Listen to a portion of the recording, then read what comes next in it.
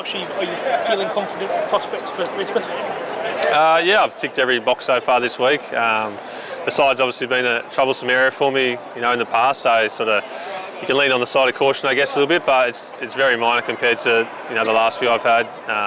Obviously got Scotty there who does a fantastic job every time he plays. So I guess that sort of makes a little bit the decision easier sometimes. You sort of got to be pretty much 100% to play, and if not, Scotty's there to go. So yeah, it makes it a bit easier.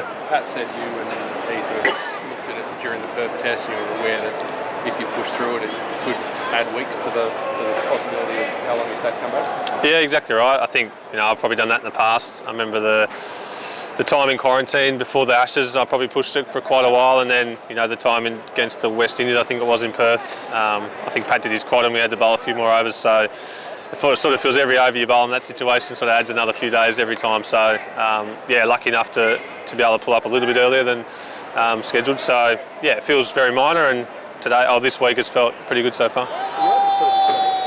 What it is? How does it actually work? Sorry? How does it work?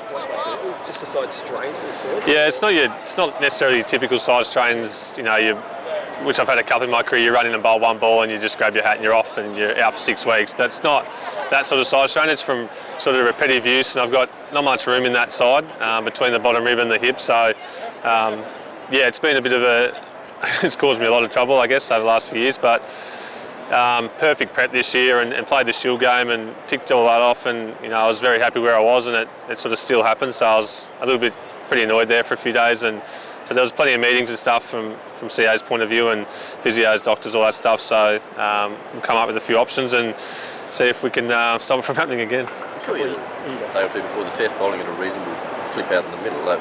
A, how close were you to actually playing? And B, was the tight turnaround between tests a factor in the thinking there? Between here in Brisbane? Yeah, yes and no. I think if this was the last test of the summer, I could have potentially ran the gauntlet and played. I think I would have been in a pretty bad state by the end of the game, even though it was only a short.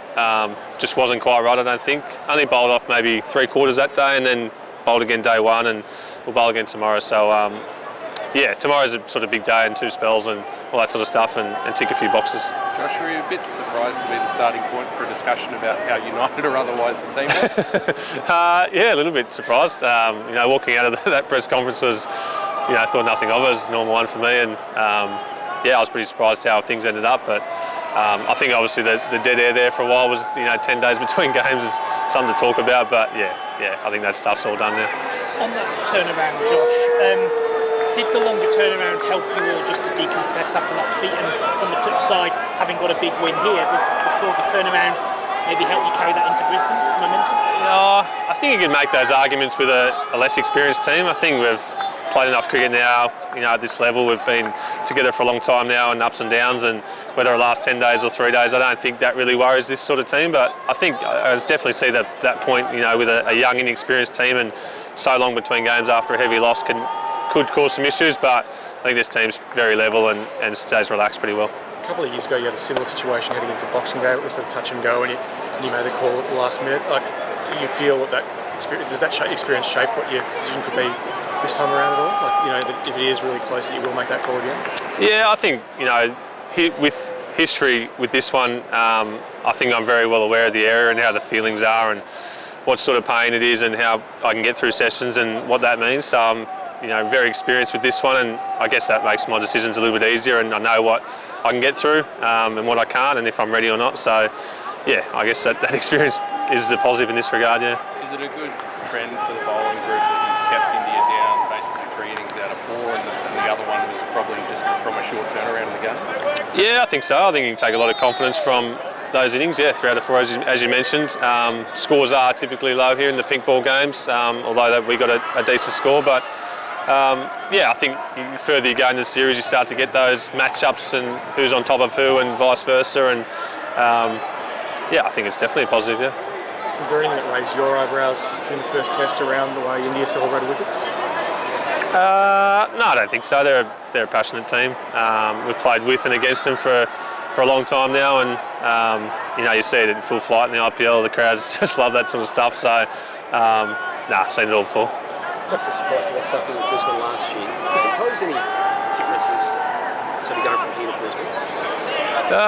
In terms of, Like, just as a venue, like I think, yeah, I think we always play pretty well in Brisbane. I think the last test was obviously pink balls, a little bit different up there. The pink ball gets quite soft in Brisbane quite early on, with the wicket being quite hard. Doesn't have that thatchy grass that we see here at Adelaide. So back to the red ball there, which I think suits us. We obviously haven't won recently up there, but I guess it's a place we like to play. It suits our guys. Again, it's an experienced team, so we've all been there before a lot of times. Yeah, it's probably more just the time difference, the going from day-night, sleeping in, your sleeping patterns, getting that adjusted, so getting back on track.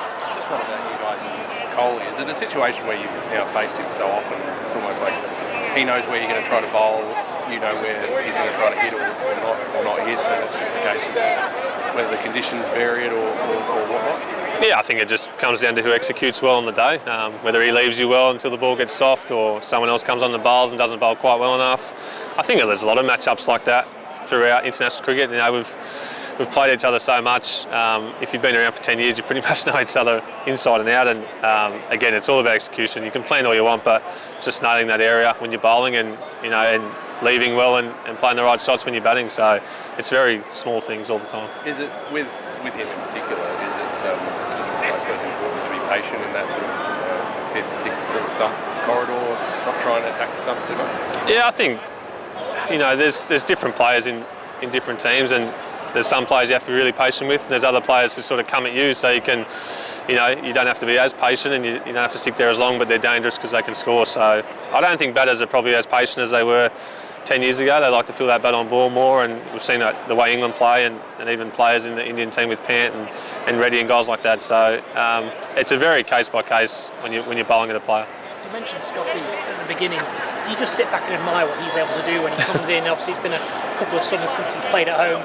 Comes in, but easily have had a wicket first ball in both innings. Do you just sit back and watch that with admiration?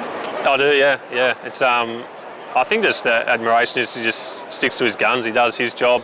He doesn't try and be anyone else. Whether he's playing for Victoria or Australia, it's the same thing. It's the same areas. We've seen him take multiple wickets in overs. So I think once he gets on a roll, it's just bang, bang, bang. And in these conditions, pink ball under lights, there's not many better. Given that you've been through a few of these side issues before, tomorrow when you do your session, is it have to be hit top speed, or is it being able to come back after a spell? What's the sort of things that you know that you're right to go? Yeah, a bit of both, really. I think the session will be right. I think it'll be how I pull up in the 24 hours following it, really. So it's just that repetitive, obviously 2 spells, makes a big difference of cooling down pretty much fully and then going again in the same day, and the intensity's got to be right up there as well. So a few boxes to tick tomorrow, but again, it's probably the 24 hours that follow, pulling up again the next day and thinking, yep, I'd be right to go again if I had to. How's Nate going with his workloads after he's over? Actually shook my hand earlier and said, I had the same week as you. I said, no, I actually bowled out of the day. So I think I did more than him. You play with Mohamed Siraj at RCB? Yep. Yeah. What's he like as a teammate and a guy behind the scenes, just giving you seen a certain side of him this week? No, he's great. I really enjoyed my time at RCB with Siraj. He's probably the leader of the attack there to a degree, and he loves he's another one who's a bit like Virat, very passionate, goes with the flow of the game, gets the crowd up, all that sort of stuff. Bowled some serious spells in the IPL in the last few years for sure, so he's just a good character, I think, and it's good to see sometimes. With this, I was just going to say, with the side, can you play golf with it? I think I'm booked in tomorrow, so hopefully pending on the session tomorrow, I'll get through that and then get some time on the legs walking 18, so full day of Test cricket.